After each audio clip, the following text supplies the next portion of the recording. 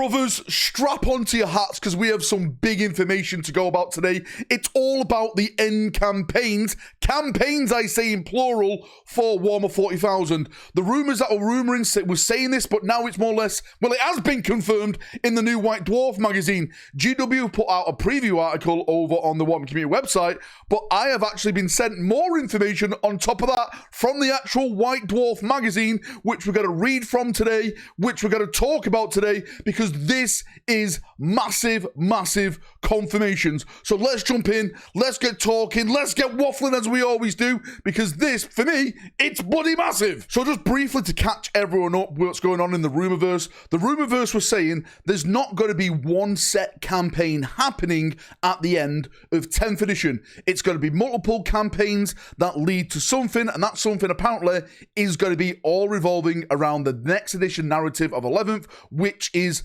Armageddon. Now, the new White Dwarf magazine, which is going to be coming out in January, talks about the 500 worlds, but it goes into more information about that this is just basically one campaign. Let's jump in now. I'm actually going to read some of the text that apparently is from this brand new White Dwarf. I'll put some Space Marine 2 footage in the background so it's not just my like boring monotone face as I'm reading, but this is big information. So apparently this article is called The Future of Warfare, and it says, as veteran hobbyists, we will know the last few editions of Warhammer 40,000 have been heralded by a wave of campaign or supplement books. This happened first with the Gathering Storm at the end of 7th edition, followed by the Psychic Awakening at the end of 8th, and then Arcs of Omen at the end of 9th, leading into 10th edition and the current edition. These books have a few important roles to play. They celebrate the end of the edition by going out with a dramatic bang while acting as a vehicle for new miniatures and providing context for them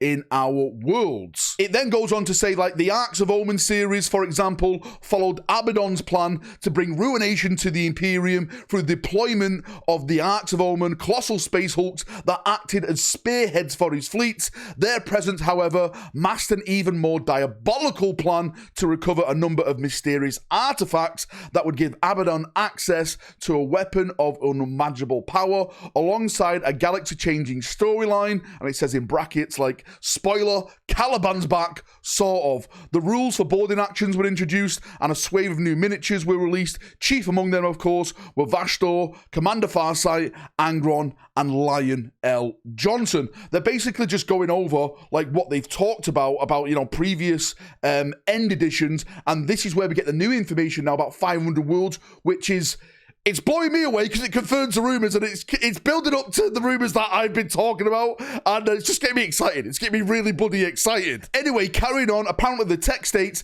this time we haven't created a series of connected books. Instead, 500 worlds, Titus is an all singing, all dancing, all shooting part 1. This is what it says, part 1 of a much bigger story arc focusing on a particular war zone. In this case, the story is about the reclamation of the 500 worlds of Ultramar. It's a setting that we feel offered and will continue to offer a lot in terms of storytelling, having been at the forefront of several major events over the past few years, including the formation of the Great Rift, the Plague Wars, the Pariah Nexus, the arrival of High Fleet Leviathan, and the start of the Indomitus Crusade. There is in every sense far too much to include in one book, so we'll continue to explore the region of space with future publications for many years to come.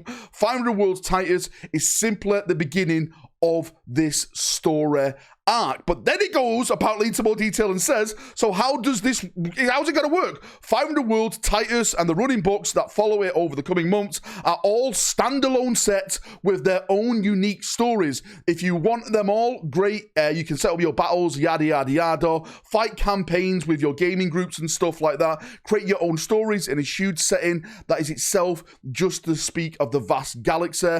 Alongside these story arcs, these books all feature unique gaming content. 500 Worlds Titus book includes narrative campaigns along with like campaign maps and stuff like that. Literally just rules and scenarios to set you up.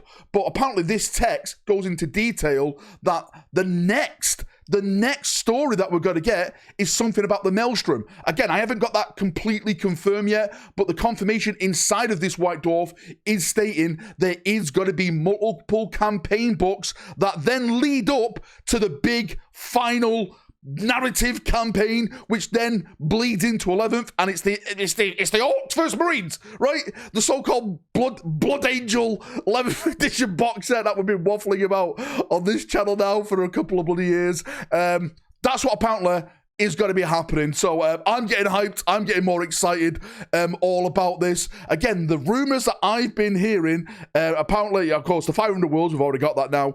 Lords of the Maelstrom, I keep hearing about. I keep hearing about like the Eye of Terror, of course, and I keep hearing about Armageddon. So I think it's going to be potentially Lords of the Maelstrom. Right, do you know what? We'll go into more of this into the rumors tomorrow. But basically, right, 500 Worlds, Lords of the Maelstrom, Eye of Terror, and Armageddon. It's all building up. That's what I'm staying with. That's what I'm sitting with right now.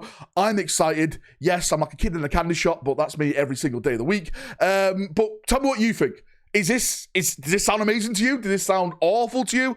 Let me know down below. I'm having a nice little chin waffle down there, as we always do. We'll do another video tomorrow for getting even more information, because I am getting bloody excited. Anyway, brothers, thanks for coming. Thanks for watching again. Again, if you have any more information, send it over. I'm scouring the internet right now, because if this is true, this text, then there's got to be more, right? Because the White Dwarf said like there's going to be Titus rules in there. I wonder what that is.